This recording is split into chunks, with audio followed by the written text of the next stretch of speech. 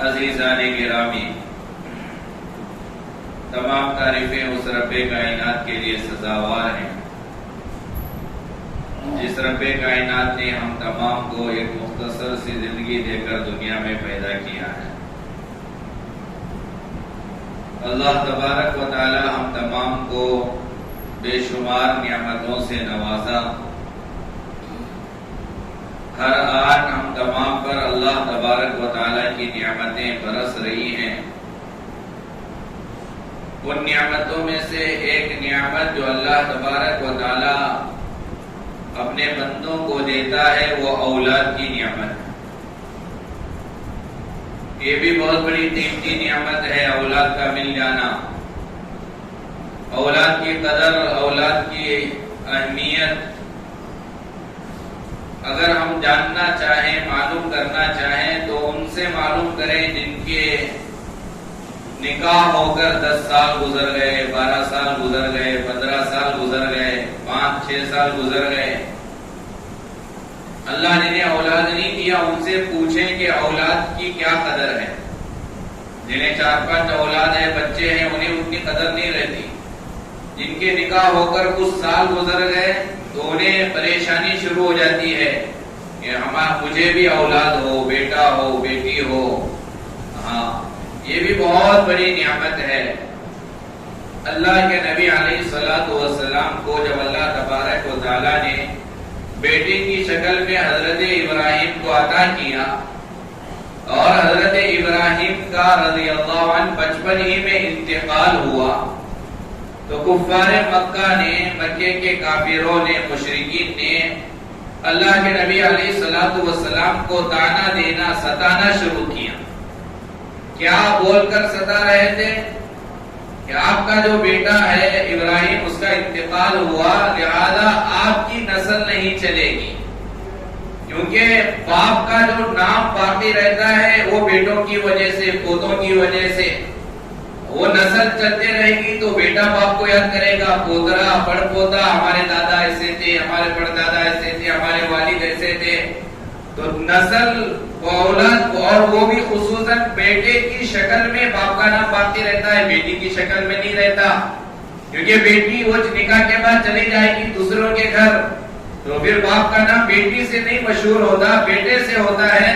حضرت ابراہیم کے انتقال پر نبی علیہ الصلوۃ والسلام کو طعنہ دینے لگے، کڑوی کسیلی باتیں کہنا شروع کیا کہ اب آپ کے بعد آپ کا نام مٹی میں مل جائے گا، کیونکہ نام کی بقا کے لیے، نام کے باقی رہنے کے لیے بیٹے کا ہونا بہت ضروری۔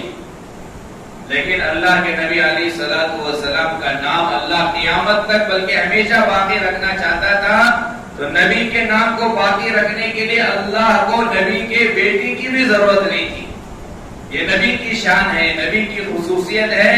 اللہ تبارک و تعالی نے قرآن مجید نازل کر کے کہا، اِنَّا أَعْطَيْنَاكَ الْكَوْثَرَ فَصَلِّ لِرَبِّكَ وَانْحَرْ إِنَّ شَانِئَكَ هُوَ الْأَبْتَرُ۔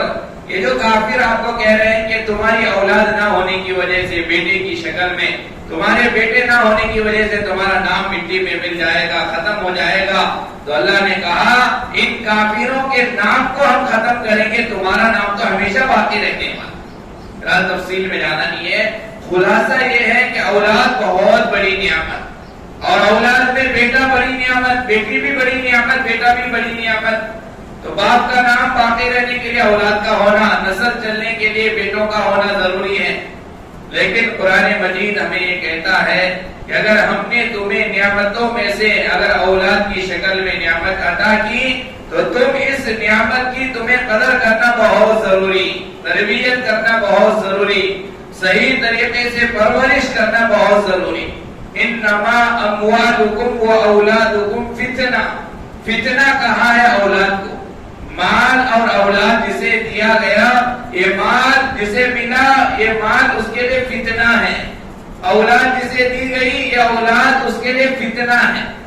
انما اموالکم و اولادکم فتنہ، بے شک تمہارا مال، تمہاری اولاد تمہارے لیے فتنہ ہے۔ فتنہ کے کیا معنی؟ فتنے کے معنی آزمائش کے۔ یہ اولاد ہمارے لیے جو اللہ نے عطا کیا ہے آزمائش کے لیے۔ اگر کوئی ایماندار ہے، اللہ نے اگر کسی کو مال دیا تو یہ مال بھی اس کے لیے آزمائش کے لیے، اولاد بھی اس کے لیے آزمائش کے لیے. تو یہ آزمائش کے لیے، امتحان کے لیے، جس طرح اللہ تبارک و تعالی دیگر چیزیں دے کر اپنے بندے کو آزماتا ہے، امتحان لیتا ہے، اسی طرح اللہ تعالیٰ اولاد دے کر بھی آزماتا ہے، اولاد دے کر بھی امتحان لیتا ہے. کیسے امتحان لیتا ہے؟ اللہ تعالیٰ اولاد دے کر اس طرح امتحان لیتا ہے کہ اب یہ جسے میں نے اولاد دی ہے، یہ اپنے بچوں کو کیا تعلیم دے گا، یہ اپنے بچوں کی کیسے تربیت کرے گا، کیسی پرورش کرے گا، صحیح تربیت کرے گا یا غلط تربیت کرے گا، سچا بنائے گا، جھوٹا بنائے گا، گھر کے اندر رہن سہن کا طریقہ کیسے سکھائے گا، دینی تعلیم سے آراستہ کرے گا نہیں کرے گا، قرآن سکھائے گا نہیں سکھائے گا، ماں باپ کا ادب سکھائے گا نہیں سکھائے گا، نماز پڑھنے کا حکم دے گا نہیں دے گا.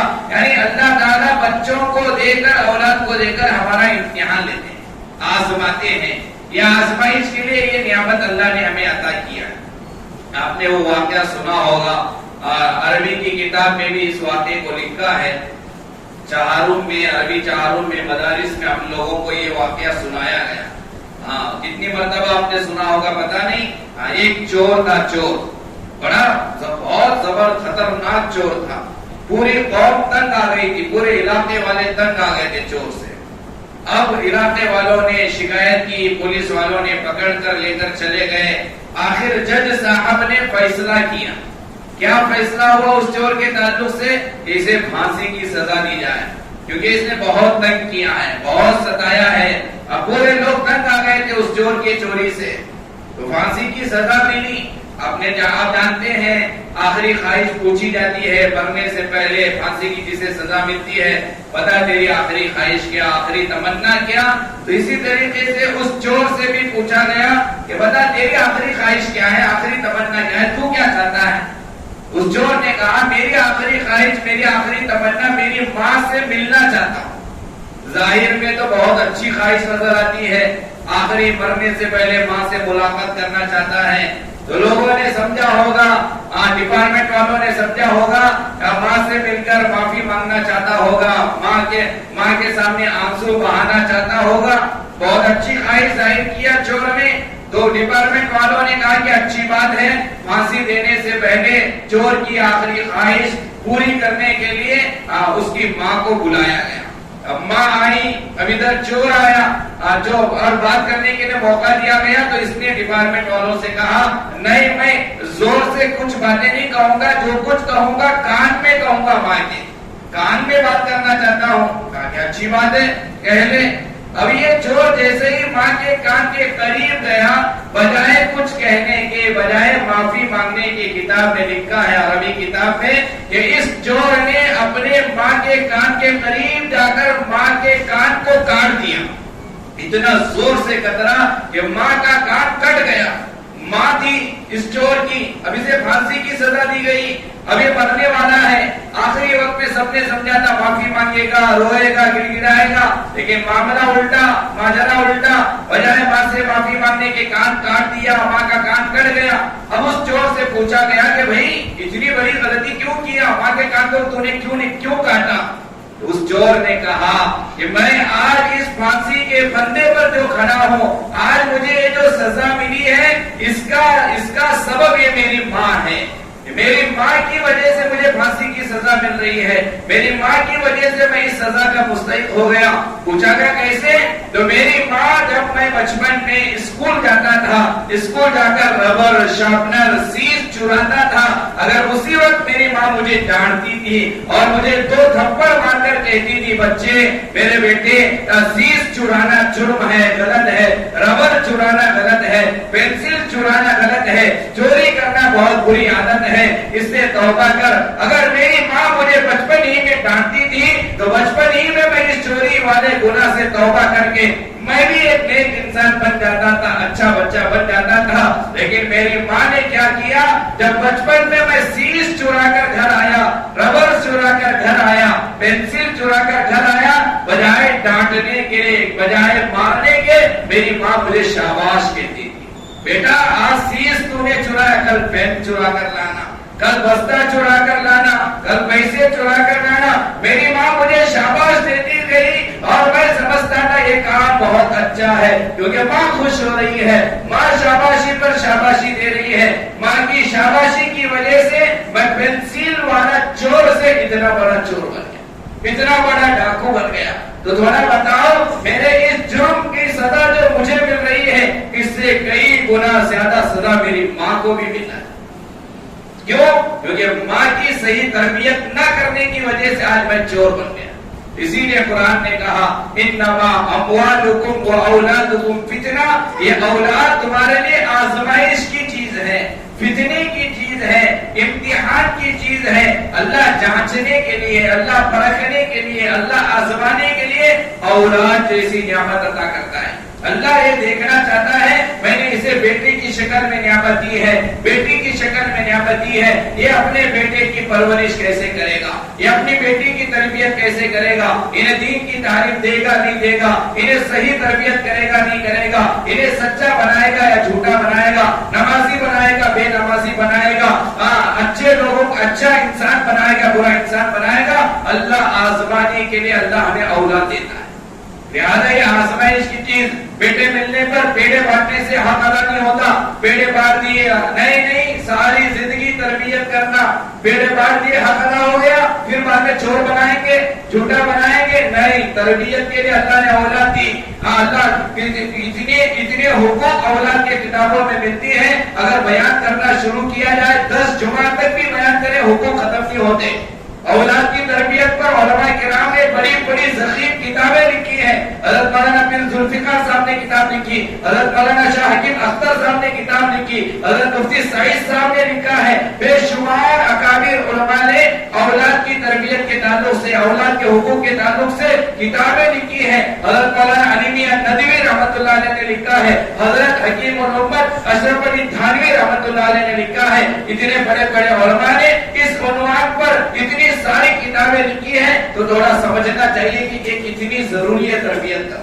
اور آج کے اس فتنے والے زمانے میں، آج کے اس ارتداد والے زمانے میں، آج کے ایسے پرفتن دور میں جہاں اسکول کے نصاب سے، اسلام کے تعلق سے جو بھی باتیں تھی پورا نکالا جا رہا ہے اور پورے کفر کو داخل کیا جا رہا ہے، باطل کو داخل کیا جا رہا ہے. بچپن میں جب ہمارے یہ چھوٹے چھوٹے بچے جن کے ذہن خالی، جن کے ذہنوں میں کچھ نہیں ہوتا، خالی ذہن لے کر یہ نرسری کے لیے جائیں گے، LKG UKG پڑھنے کے لیے جائیں گے، یہ فرسٹ اسٹینڈرڈ کے لیے جائیں گے، جب یہ کتاب کھولیں گے، جب کیسے کتاب کھولیں گے، کفر ہی کفر بھرا ہوا ہے، باطل ہی باطل بھرا ہوا ہے. پوجا کرنے کو وہ جائز سمجھیں گے، لہذا پاؤں پڑھنے کو وہ جائز سمجھیں گے، باطل عقائد کو صحیح عقیدے سمجھیں گے. لہذا ہماری یہ اولاد کی اگر ہم نے صحیح تربیت نہیں کی، دینی تعلیم سے انہیں آراستہ نہیں کیا، عقائد ان کے ہم نے درست نہیں کیے، بچپن ہی میں ہماری اولاد مرتد ہو جائے گی، نظریاتی طور پر مرتد ہو جائے گی، اسلام کے خلاف بولنا شروع کرے گی. حضرت مفتی محمد شعیب اللہ صاحب مفتاحی دامت برکاتہم اور مسیح العلوم کے حضرت بانی و محتمی بنگلور کے رہنے والے، حضرت نے مکتب کے ایک جوڑ میں، مکتب کے ایک جلسے میں حضرت نے بنگلور کی کارگزاری سنائی. حضرت نے کہا کہ ان کے پاس ان کے مکاتب چلتے ہیں بنگلور میں. حضرت کے مکتب میں پڑھنے والے ایک بچہ ہے جس بچے کی ماں نے بچے کو لے کر حضرت کی خدمت میں آئی. آ کر اس ماں نے حضرت کے سامنے رویا اور رو کر اپنے بچے کی کارگزاری سنائی. حضرت نے خود سنایا، ہم نے سنا. حضرت نے کہا کہ میرے پاس وہ میرے مکتب میں پڑھنے والے بچے کی ماں بچے کو لے کر آئی، روتے ہوئے کہنے لگی حضرت ہمارا گھر تبلیغ والا گھر، دیندار گھرانہ ہمارا. ہاں میرے شوہر جماعتوں میں جاتے ہیں اور میں بھی مستورات کی جماعت میں کتنی مرتبہ گئی مجھے معلوم نہیں، اور ہمارے گھر کا پورا ماحول دین والا ماحول. ہمارے گھر میں نہ ٹی وی ہے، نہ گانے بجانے کی کوئی چیزیں ہیں، کچھ نہیں ہے. ہم گھر میں نماز پڑھتے ہیں، لیکن میرے بچے نے ایک بڑا عجیب کام کیا راستے میں جسے دیکھ کر مجھے بڑی گھبراہٹ ہوئی. میں فوراً آپ کی خدمت میں لے کر آئی کیونکہ یہ آپ کے جو مکاتب چلتے وہاں یہ پڑھتا ہے.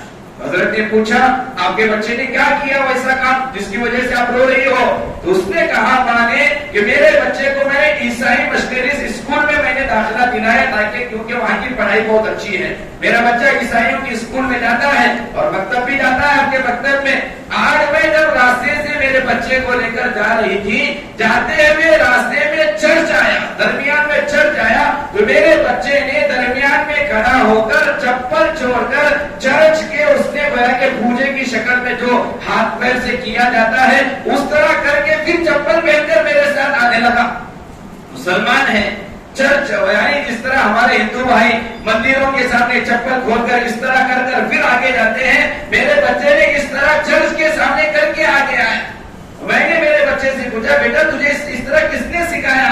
تو بچے نے کہا کہ ہمارے اسکول میں اس طرح ہمیں کروایا جاتا ہے، ہم روز اس طرح کرتے ہیں اور اس طرح کرنے کو ہمیں کہا جاتا ہے، اور اس طرح کرنے پر ہمارے دماغ کھلنے کے تعلق سے ہمیں ترغیب دی جاتی ہے، ہمیں بتایا جاتا ہے اس طرح کرو گے تم کامیاب ہوگے، لہذا میرے بچے نے اس طرح کیا۔ تھوڑا سوچنے کی بات ہے، تبلیغ والا گھرانہ، وہ گھرانہ جس گھر میں 5 وقت ماں باپ نماز پڑھتے ہیں، عیسائی اسکول کو بھیجنے کی وجہ سے بچے کا جو دماغ ہے اس دماغ کے اندر کفر والی چیزیں بٹھا دی گئی۔ تو آج کے اس دور میں ہمارے بچوں کی صحیح تربیت کرنا، صحیح رہبری کرنا، دینی تعلیم سے آراستہ کرنا اور دنیاوی تعلیم سے بھی آراستہ کرنا بے حد ضروری ہے۔ جہاں دینی تعلیم کے لیے دینی تعلیم پڑھانا ضروری، وہیں دنیاوی تعلیم پڑھانا بھی ضروری۔ ابھی اسی ہفتے سبا خدمت ٹرسٹ کی جانب سے انجمن ہال میں کریئر گائیڈنس کے نام سے ہم نے پروگرام کیا۔ رونے کی بات ہے لڑکیاں اتنی کثیر تعداد میں آئے، لڑکے بس 10-15 تھے۔ تو معلوم یہ ہوا لڑکیاں ہماری تعلیم میں آگے جا رہی ہیں، ہمارے لڑکے 10ویں کے بعد سرٹیفکیٹ کام کے لیے جا رہے ہیں۔ اب کیا ہوگا؟ ابھی ہماری بیٹیاں ڈگری پڑھیں گی، کالج جائیں گی، اچھے مارکس لیں گی، ڈگریاں حاصل کریں گی۔ اب ظاہر سی بات ہے جب ڈگری پڑھے گی، اب جب رشتے کی بات آئے گی وہ اسی طریقے کا لڑکا ڈھونڈے گی، کیونکہ وہ ڈگری پڑھی ہے، وہ سینٹرنگ کرنے والے سے تھوڑی شادی کرے گی، اور تھوڑی وہ پائپ لائن کا کام کرنے والے سے تھوڑی شادی کرے، وہ کیا دیکھیں گی مجھے ڈگری والا چاہیے۔ اب ہمارے معاشرے کا جائزہ لیں، 90% ہمارے نوجوان تعلیم سے دور، پڑھائی سے دور۔ کیا ہوگا؟ اب وہ اپنے مقابل والے کو تلاش کرے گی، مسلمان لڑکا نہ ملنے کی وجہ سے وہ غیر کا شکار ہو کر غیر کے ساتھ بھاگ جائے۔ یہ ہو رہا ہے، جتنی ہماری مسلمان لڑکیاں باہر آ رہی ہیں، حضرت مولانا خلیل الرحمان سجاد ہمارے صاحب نے کہا سروے کے مطابق 9 لاکھ لڑکیاں ہماری مرتد ہو گئی، 9 لاکھ مسلمان لڑکیاں غیروں کے حوالے ہو گئی۔ بہت سارے وجوہات، بہت سارے سبب، ایک سبب یہ بھی ہے مسلمان لڑکیاں پڑھ رہی ہیں، لڑکے نہیں پڑھ رہے۔ مسلمان لڑکیاں ہائر ایجوکیشن، ڈگریاں، MBBS، سارے کورس، لڑکے کہاں ملیں گے؟ میں ناراض نہیں ہونا، حقیقت ہے ہماری، کہاں ہے ہمارے لڑکے؟ قوم کے لڑکے سینٹرنگ کام کے لیے سارے کاموں میں 10ویں کے بعد سیکنڈری کے بعد ایجوکیشن نہیں سیکھتے۔ جتنا ضروری دنیاوی تعلیم کبھی آپ ہمیں نہیں دکھا سکتے قرآن میں، حدیث میں یہ کہا گیا ہو کہ دنیاوی تعلیم حاصل کرنا گناہ ہے، دنیاوی تعلیم حاصل کرنا غلط ہے۔ نہیں، شریعت کہتی ہے کہ آگے بڑھو، دنیاوی تعلیم میں بھی آگے بڑھو، دینی تعلیم میں بھی آگے بڑھو۔ آج مسلمان جو پریشان گزر رہا ہے، اس کے بہت سارے اسباب میں ایک سبب یہ بھی ہے کہ اگر ہم 10-15 سال پہلے سے ہمارے نوجوان اگر پڑھائی میں توجہ دیتے، پڑھائی میں آگے بڑھتے، تو ہر ڈپارٹمنٹ میں آفیسر جو غیروں کے ہیں ہمارے بھی کچھ ہوتے۔ آج ہمیں وہاں جا کر سلام مانگنے کی ضرورت نہیں پڑتی، وہاں جا کر جھکنے کی ضرورت نہیں پڑتی، وہاں جا کر رشوت دینے کی ضرورت نہیں پڑتی۔ آج ہمارے کام آفسوں میں کیوں نہیں بن رہے؟ کیونکہ ہمارا کوئی ہے ہی نہیں وہاں، سارے ان کے بڑے ہیں۔ اب وہ دیکھتا ہے کوئی مسلمان، چلو اس کا کام نہ کریں۔ ہر ڈپارٹمنٹ میں اگر ہمارے کچھ مسلمان ہوتے تو پھر ہم بھی شان سے کہتے کہ ہر ڈپارٹمنٹ میں ہمارے لوگ موجود ہیں۔ تو آج جو پریشانیوں سے ہم گزر رہے ہیں، اس کے بے شمار اسباب علماء نے بیان کیے۔ ایک سبب یہ بھی ہے ایجوکیشن لائن سے ہم لوگ پیچھے ہیں، اسی لیے حضرت مولانا جمعیت علماء ہندوستان کے جو صدر ہیں حضرت مولانا محمود اسد مدنی صاحب دامت برکاتہم، اللہ حضرت کی عمر میں برکت نصیب فرمائے۔ حضرت نے 5 سال پہلے جلسے میں کہا تھا، ہم نے اپنے کانوں سے سنا، حضرت نے کہا تھا مسلمان 15, 20, 25 سال کے لیے گھوڑے کو جس طرح یوں باندھا جاتا ہے تاکہ ادھر ادھر نہ دیکھے، آگے دیکھتے ہوئے بھاگتا رہے، مسلمان اسی اسی طریقے سے 15-20 سال تک دائیں جانب بائیں جانب کیا ہو رہا ہے کچھ نہ دیکھے، صرف پڑھنے کے لائن میں، پڑھانے کے لائن میں آگے بڑھتے جائیں۔ 15-20 سال تک اگر ہم نے اپنے بچوں کو صحیح تعلیم دی، دنیاوی اعتبار سے بھی، دینی اعتبار سے بھی، انشاءاللہ 15-20 سال کے بعد میں نتیجہ نکلے گا ہر ڈپارٹمنٹ میں ہمارے لوگ موجود رہیں گے، ہر ڈپارٹمنٹ میں مسلمان رہیں گے۔ تو جتنا اچھا اور کوئی ہمارے خلاف آواز نہیں اٹھائے گا، اگر کسی ڈپارٹمنٹ میں ہمارے خلاف آواز اٹھانے والا رہے گا تو ہمارے حق میں بولنے والا بھی وہاں ہمارا بندہ موجود رہے گا۔ تو تعلیمی لائن سے دور ہونے کے سبب کی وجہ سے بھی آج مسلمان پریشان ہیں۔ ہمیں معلوم نہیں کیا ہماری قوم کس چیز میں ملوث ہے۔ اگر گھر میں بیٹی کی شادیاں آئے 5 لاکھ 10 لاکھ خرچہ کرنے میں ہم لوگ ڈرتے نہیں، پیچھے نہیں ہٹتے، قرضہ لے کر ہم گھر سے خرچہ کریں گے، شادیوں میں پیسے کو اڑائیں گے، چکن بھی بنائیں گے، وہ بھی بنائیں گے، ہال بک کریں گے، گھر کے سامنے خالی جگہ پڑی رہے گی، ناک کٹے گی ہماری۔ ہال میں کرنا ضروری گویا کہ ہال میں شادی کرنے کو ہم نے فرض سمجھا۔ 18,000 20,000 خرچہ کر کے ہال میں کروں گا، گھر کے سامنے جگہ نہیں کروں گا۔ 20,000 ہال کے دینے کے لیے تیار، اعلیٰ سے اعلیٰ کھانا، پورے محلے پورے خاندان رشتے دار گاؤں سب کو دعوت دیتی، پہچانے انہیں بھی نہیں پہچان انہیں بھی، کیوں بھائی کیا ضروری ہے؟ اور بیٹے کو کیا کریں گے؟ سیکنڈ ایئر کے بعد پڑھانے کے لیے پیسہ نہیں، کیوں کیا کریں گے؟ کام کو بھیجیں گے۔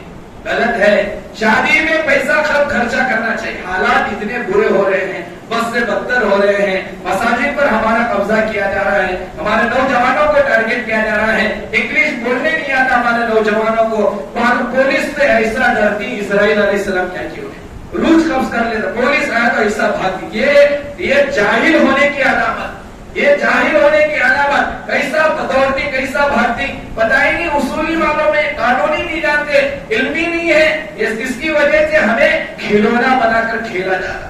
ہمیں گویا کہ جس طرح گیند کو بال کو ادھر سے ادھر مارا جاتا، اسی طرح ہمیں مارا جا رہا ہے۔ لہذا اب اسکول کے شروع ہونے کا زمانہ، مکاتب کے شروع ہونے کا زمانہ، مدارس کے شروع ہونے کا زمانہ، لہذا آج ہم یہ نیت کریں، ارادہ کریں، میں اپنے گھر کے کھانے کو کم کروں گا۔ حضرت مولانا علی میاں ندوی رحمۃ اللہ علیہ نے، حضرت مولانا علی میاں ندوی رحمۃ اللہ علیہ برما میں حالات آنے سے پہلے کہا تھا برما میں کیا حالات آئیں گے، اور ہندوستان میں جو آج حالات آ رہے ہیں، یہ حالات آنے سے 10 سال پہلے حضرت نے کہا تھا ہندوستان میں بھی ایسے حالات آئیں گے۔ لہذا حضرت نے پیشن گوئی دے کر گئی تھی، وہ ساری باتیں آج سچ ہو رہی ہیں۔ لہذا علی میاں ندوی رحمۃ اللہ علیہ نے اپنی کتاب میں لکھا ہے کہ جتنا ضروری اگر تمہارا بچہ بیمار ہو جائے، جتنا ضروری اسے ہاسپٹل دکھانا ہے، اور تمہارے اولاد کو ہاسپٹل دکھانا جتنا ضروری، کپڑے پہنانا جتنا ضروری، اس سے کئی گنا زیادہ تمہاری اولاد کو تعلیم دینا ضروری ہے۔ ہاسپٹل دکھانے سے زیادہ، کپڑے پہنانے سے زیادہ، سب سے زیادہ ضروری اگر کوئی ہے تو اسے تعلیم دینا، دنیاوی تعلیم سے بھی آراستہ کرنا، دینی تعلیم سے بھی آراستہ کرنا بے انتہا ضروری۔ حضرت مولانا عبد القوی صاحب دامت برکاتہم حیدرآباد کے رہنے والے بہت بڑے عالم دین ہیں، حضرت نے بیان میں کہا کہ آج کے اس فتنے والے زمانے میں دینی اور دنیاوی تعلیم سے آراستہ کرنا اور خصوصاً مکتب کی تعلیم کو عام کرنا فرض عین حضرت نے کہا۔ جس طرح فرض نماز 5 وقت کی نماز پڑھنا فرض، رمضان کے روزے رکھنا فرض، زکات نکالنا فرض، اسی طرح مکتب کی تعلیم دینا بھی فرض ہے۔ ورنہ یہ آج کے ہمارے چھوٹے چھوٹے بچے جوانی پر پہنچیں گے تو اسلام کو چھوڑ دیں گے، کفر اختیار کریں گے، کیونکہ باطل ایسی محنت کر رہا ہے۔ لہذا یہ جو زمانہ چل رہا ہے، یہ جون جولائی یہ ایڈمیشن والا زمانہ ہے۔ اگر آپ کے گھر میں آپ کے بچے 10th پاس کیے ہیں، سیکنڈ ایئر پاس کیے، آپ انہیں اچھی تعلیم دیں، دنیاوی تعلیم سے بھی آراستہ کریں۔ پیسہ نہیں ہے، شادیوں میں جو خرچہ کرنے کے لیے آپ نے پیسہ بینک میں جمع کر کے رکھے، وہ نکال کر انہیں تعلیم دینے میں خرچہ کریں۔ شادی میں خرچہ کرنا کوئی ضروری نہیں، لہذا صرف 2,000 روپے میں بھی شادی ہو سکتی ہے، 5,000 روپے میں بھی شادی ہو سکتی ہے۔ شادی میں کوئی خرچہ ہی نہیں، ولیمے میں خرچہ ہے، نکاح میں کوئی خرچہ نہیں ہے۔ نکاح میں جو کھجوریں بانٹی جاتی نہیں بانٹی جاتی، چوہارے جو بانٹے جاتا ہے بانٹا جاتا ہے، یہ بانٹنا سنت۔ لیکن آپ کتاب اٹھا کر پڑھیں، یہ جو شادی میں دلہن والے لڑکی کے گھر والے کھجور بانٹتے ہیں، یہ لڑکی کے گھر والے بانٹنا نہیں، یہ بھی لڑکا دلہا لانا، یہ لڑکی کے ذمہ نہیں ہے۔ اتنی آسان شادی ہے شریعت نے بنائی اور ہم نے مہنگی کر دی شادی. سارا پیسہ شادیوں میں, سارا پیسہ. پتا نہیں ہم لوگ دنیا کے اندر ایسے چیزیں عام کر دیے ہیں. عقیقہ انہیں کرتا 25-50 کلومیٹر دور سے مہمان آ رہی, بس کا خرچہ, کپڑے لانا ضروری, عقیقے انگوٹی لانا ضروری, پھر واپس انہیں کپڑے کرنا ضروری. کیا ہے یہاں ہمارا پیسہ فضول خرچ ہو رہا. عقیقہ کرنا ہے, ذبح کرنا, عقیقہ ہو گیا.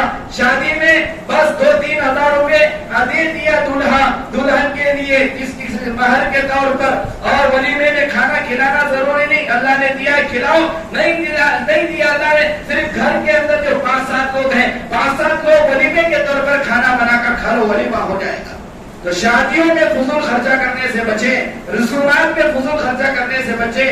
مگنی بڑے بڑے چیزوں میں بس ایک بہانہ چاہیے ہمیں دعوت کے لیے, بس دعوت کے لیے بہانہ کرنا اور ہزاروں روپے خرچہ کرنا اور اولاد کو تعلیم سے محروم کرنا, یہ ہماری عادت بن گئی ہماری قوم کے. لہٰذا آپ سمجھدار سمجھیں کہ جہاں پیسہ خرچ کرنا ضروری وہاں پیسہ خرچ کرے, اور جہاں ضروری نہیں وہاں نہ خرچہ کرے. لوگ کیا بولیں گے, لوگ کیا کہیں گے, یہ جو ہمارے دماغ میں وائرس گھسا ہوا ہے اسے نکال کر پھینکیں. لوگ کیا بولیں گے, لوگ کچھ نہیں بولیں گے, مرنے کے بعد صرف انا للہ بولیں گے, کچھ نہیں بولیں گے, صرف انا للہ بولیں گے. ایک ہمارے حضرت مولانا زین العابدین صاحب دامت برکاتہم حضرت مثال دے کر کہتے تھے, حضرت ایک واقعہ سناتے تھے. ایک بندہ سوچا اپنے بیٹے کی یا بیٹی کی شادی میں کہ اگر میں یہ کھانا بناؤں گا لوگ کہیں گے وہ کھانا نہیں بنائے, نو میں یہ بناؤں گا اور نہیں بنائے. تو حضرت اس نے سوچا, بڑا مالدار تھا, چلو لوگ میری شادی میں کچھ نہ کہیں, صرف تعریف کریں. میں نیگیٹو بات سننا نہیں چاہتا, منفی بات سننا نہیں چاہتا, صرف مثبت بات میں سننا چاہتا ہوں. لہذا کوئی مہمان میری شادی میں آنے والا ناراض نہ ہو, میری شادی میں آنے والا ہر مہمان خوش ہو کر تعریف کر کے جائے, برائی بیان کر کے نہ جائے. اس نے یہ سوچا میرا آنے والا ہر مہمان جسے میں شادی میں بلاؤں کوئی ناراض نہ ہو, سب خوش ہو, اور سب کی خوشی کے خاطر جو کرنا ہے میں کروں گا.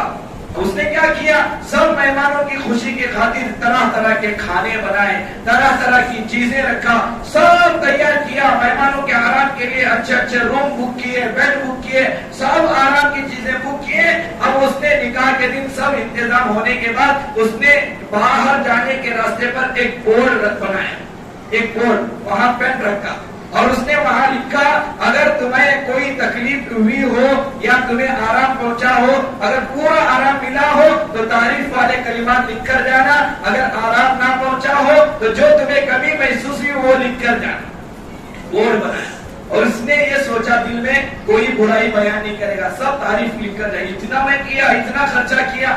اب کھا کر مہمان جانے لگے, کسی نے لکھا بریانی میں اچار ہوتا تو کیا ہی اچھا ہوتا, کسی نے لکھا نمک تھوڑا زیادہ, مرچی تھوڑی زیادہ, مرچی کم, گٹکا کھانے والا لکھا رہتا, ماوا کھانے والا لکھا رہتا, مرچی ذرا کم کرے تو اچھا ہوتا, اور جو ماوا گٹکا نہیں کھاتا اسے مرچی کی ضرورت پڑتی. تو یہ ہمارا سوچنا کہ لوگوں کو خوش کرنے کے لیے میں خرچہ کروں, لوگوں کو خوش کرنے کے لیے مجھے بریانی بنانا, یہ ہماری بے وقوفی.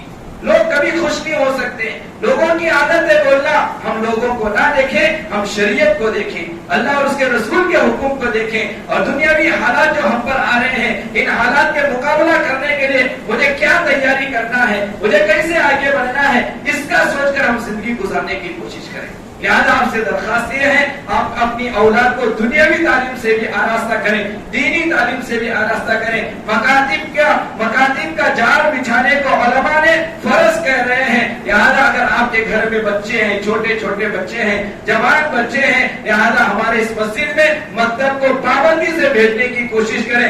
جو وقت آپ کے بچے کا خالی رہے گا اسی وقت میں پڑھانے کی ہم کوشش کریں گے. اگر آپ کا بچہ فجر کے بعد خالی ہے آپ فجر کے بعد بھیجیں, فجر کے بعد ہم کلاس بنائیں گے. اگر آپ کا بچہ ظہر اور عصر کے درمیان خالی ہے آپ عصر اور ظہر کے درمیان میں ہمارے پاس بھیجیں, ہم اس وقت میں بھی پڑھانے کے لیے تیار ہیں. اثر کے بعد اگر آپ اپنے بچے کو بھیجنا چاہیں, اثر کے بعد بھیجیں, ہم اس وقت میں بھی کلاس بنائیں گے, مغرب کے بعد کلاس بنائیں گے, عشاء کے بعد کلاس بنائیں گے. ہماری خواہش اور تمنا صرف اتنی ہے, ہمارے اس محلے کی بلکہ پورے باقر کوٹ میں رہنے والے جتنے بھی بچے ہیں سب دین سے آراستہ ہو, سب کو قرآن پڑھنا ہے, سب کو حدیث پڑھنا ہے, سب کو دعائیں پڑھنا ہے, سب کو دینی تعلیم سے آراستہ کرنا, یہ ہماری خواہش اور تمنا ہے. لہذا آپ اپنے بچوں کو مکتب بھیجنے کی کوشش کریں. یہاں جب آپ کا بچہ آئے گا اس کے عقائد درست ہوں گے, اس کی دعائیں درست ہوں گی, اس کا قرآن درست ہوگا. اللہ اس کے ذریعے سے تمہاری بھی دنیا چمکائے گا, آخرت بھی چمکائے گا.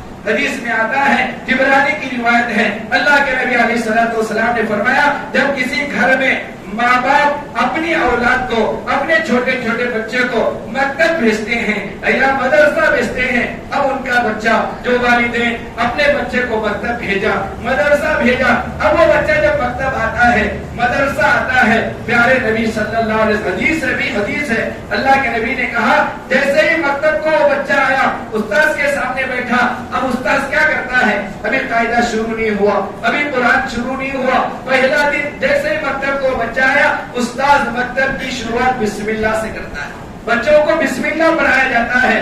نبی نے کہا جیسے ہی استاد بسم اللہ الرحمن الرحیم پڑھاتا ہے اور بچے استاذ کی بات سن کر بسم اللہ پڑھتے ہیں, نبی نے کہا پہلے دن مکتب میں آنے کے بعد استاذ کے بسم اللہ پڑھانے کے بعد جیسے ہی بچے بسم اللہ پڑھتے ہیں, اللہ ایسے خوش ہوتا ہے, ایسے خوش ہوتا ہے, صرف بسم اللہ کے پڑھنے کی وجہ سے اللہ پڑھانے والے استاد, پڑھنے والا بچہ, بھیجنے والے ماں باپ چاروں کی مغفرت کر دیتے. پہلا دن صرف بسم اللہ پڑھا. آپ لوگوں کو سبحان اللہ بولنے نہیں آتا شاید, اتنی پیاری حدیث, صرف بریلوی حضرات کی مسجدوں میں ہی سبحان اللہ, تبلیغ والے بولنا ناجائز کیا؟ بولو سبحان اللہ, بولو, تھوڑا تم بھی بولو, چیخ لو, اتنی دیر سے سمجھ میں آ رہا نہیں آ رہا؟ ہاں, صرف بسم اللہ پڑھنے پر 4 لوگوں کی مغفرت, پڑھانے والے استاذ کی مغفرت, پڑھنے والے بچے کی مغفرت, بھیجنے والے ماں باپ کی مغفرت. حضرت عیسیٰ نے تفسیر میں لکھا ہے, حضرت عیسیٰ علیہ السلام ایک مرتبہ سفر میں جاتے ہوئے حضرت عیسیٰ علیہ السلام, نبیوں کو معجزات اللہ عطا کرتے ہیں. حضرت عیسیٰ علیہ السلام کو معلوم کروایا گیا قبر والے کو عذاب ہو رہا تھا, قبر والا عذاب میں تھا. حضرت عیسیٰ گئے, چند دنوں کے بعد واپس لوٹے, اسی قبر کے پاس سے حضرت عیسیٰ کا گزر ہوا. پھر حضرت عیسیٰ کو اللہ نے بتایا اب وہ قبر والا آرام, کوئی عذاب نہیں, بس عیش و عشرت میں, آرام میں, نعمتوں میں ہے. حضرت عیسیٰ نے اللہ سے کہا اے اللہ کے رسول, اے اللہ, یہ میں ابھی جا رہا تھا تو چند دن پہلے اسے عذاب, اب یہ آرام ہے, اب اس کی کون سی نیکی تجھے پسند آئی, اس کا وہ کون سا عمل تجھے پسند آیا, تو نے اس کے قبر کے عذاب کو دور کیا. آخر وہ کون سی نیکی تھی جس نیکی کی وجہ سے قبر کے عذاب کو دور کیا؟ حضرت عیسیٰ سے اللہ نے کہا اے عیسیٰ میرے نبی, جب یہ دنیا سے اس کا انتقال ہوا, اس کی بیوی حاملہ تھی, اس کی بیوی حاملہ تھی, اس کا انتقال ہوا, ایک گنہگار تھا, جب اسے دفنایا گیا قبر میں عذاب دینا شروع کیا گیا. اب اس کی جو بیوی جو حاملہ تھی اسے بیٹا ہوا, اب اس کا بیٹا بڑا ہوا, اب اس کا بیٹا بولنا شروع کیا. اس کی بیوی دنیا میں جو ہے, اسے جو بیٹا ہوا, اس کی بیوی اس بیٹے کو مدرسے میں, مکتب میں داخل کروائی. اب اس کا بیٹا مکتب میں جا کر بسم اللہ پڑھا ہے, میرا نام لیا ہے, اور اللہ کہہ رہا ہے اے عیسیٰ میری یہ شان نہیں کہ اس کا بیٹا دنیا میں میرا نام لے اور اس کے باپ کو میں قبر میں عذاب دوں, یہ میری شان کے خلاف ہے. لہذا بیٹے کے دنیا میں بسم اللہ پڑھنے کی وجہ سے اللہ قبر کے عذاب کو دور کیا. ایسا سینکڑوں واقعات صرف بسم اللہ کے پڑھنے پر والدین کی مغفرت کے واقعات اللہ کا کتابوں میں لکھے ہیں, کتابوں میں بے شمار واقعات لکھے گئے. اللہ تبارک و تعالیٰ کے 3000 نام ہیں, تفسیر میں لکھا ہے اللہ تبارک و تعالیٰ کے 3000 نام ہیں. 1000 نام صرف فرشتے جانتے ہیں, 3000 نام اللہ کے, 1000 نام صرف فرشتے جانتے ہیں, 1000 نام حضرات انبیاء علیہ السلام, سارے نبیوں کو اللہ نے وہ 1000 نام بتایا. 1000 نام صرف فرشتوں کو بتایا, 1000 نام اللہ تعالیٰ نے انبیاء علیہ السلام کو بتایا, 2000 ہو گئے. 300 نام تورات میں ہیں اللہ کے, 300 نام زبور میں ہیں, 300 نام انجیل میں. کتنے ہو گئے؟ بولو کتنے ہو گئے؟ 2000. تھوڑا بہت اسکول پڑھے نبی, بولو 2900. بچے کتنے؟ 100 بچے. 99 نام قرآن مجید کے آخری میں لکھے ہوئے رہتی, نہیں لکھے ہوتی, 99 صفات حدیث میں بھی ہے, تو ٹوٹل کتنے ہو گئے؟ 2999 ایک نام صرف اللہ کے پاس موجود ہے، کسی کو معلوم؟ یہ 3000 نام، 1000 نام فرشتوں کے پاس، 1000 نام انبیاء کے پاس، 300 تورات، 300 زبور، 300 انجیل، 99 نام قرآن مجید کے جو آخر میں حدیث میں وہ ہے، ایک نام صرف اللہ کے بعد۔ اس کے بعد لکھا ہے حدیث میں، نبی نے فرمایا جو بندہ بسم اللہ الرحمن الرحیم پڑھتا ہے، اللہ 3000 نام لے کر اللہ کو یاد کرنے کا ثواب عطا کرتا ہے۔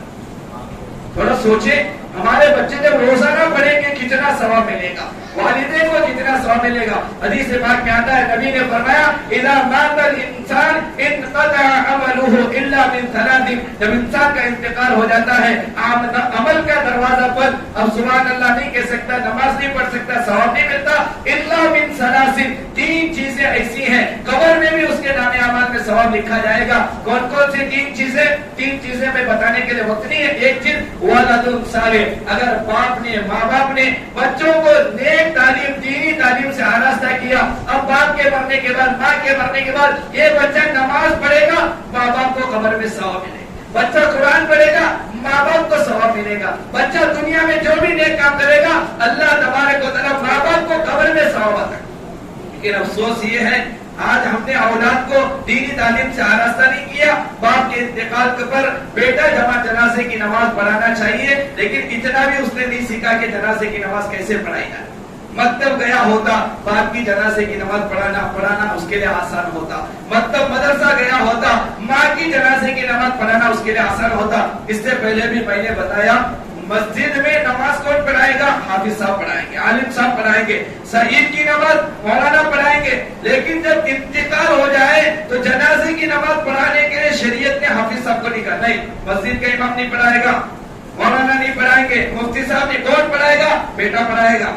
تھوڑا سوچیں، مسجد میں نہیں، ان کے بیٹے ان کے بیٹے نہیں، کون زیادہ اچھا قرآن پڑھتا، عالم کون، حافظ کون، زیادہ علم والا مسجد میں وہ نماز، جنازے کی نماز بیٹا۔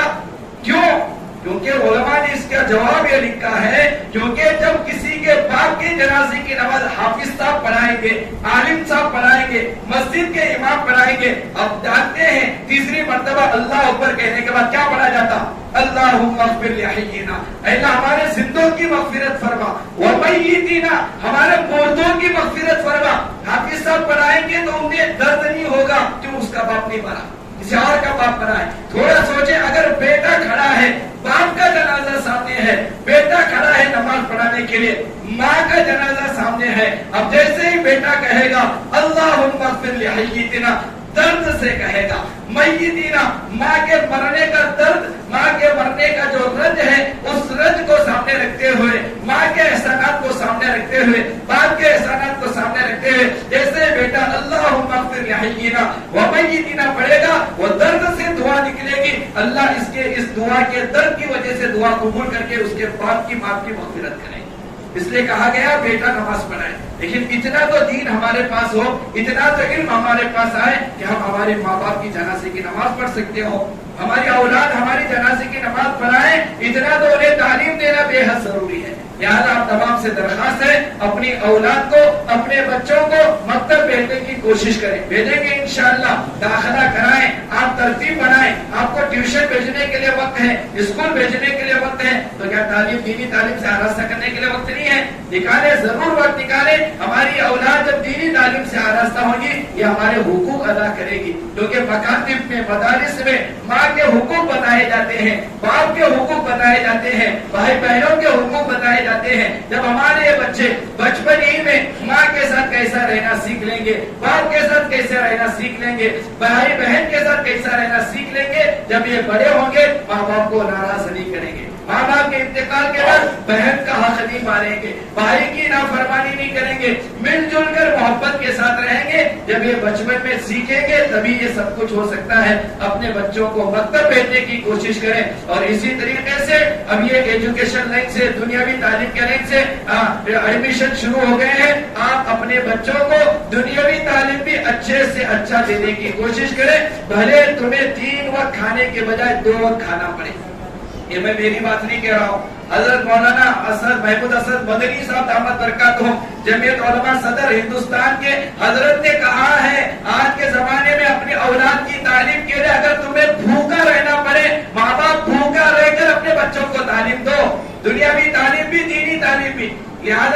اچھے سے اچھا ایجوکیشن، اچھے سے اچھے دینی تعلیم، دنیاوی تعلیم سے آراستہ کرنے کی کوشش کریں. اللہ تبارک و تعالی ہم تمام کو کئی بات پر عمل کی توفیق نصیب فرمائے. آمین. وآخر دعوانا الحمدللہ رب العالمین. جو حضرات سنت نہیں پڑھے سنت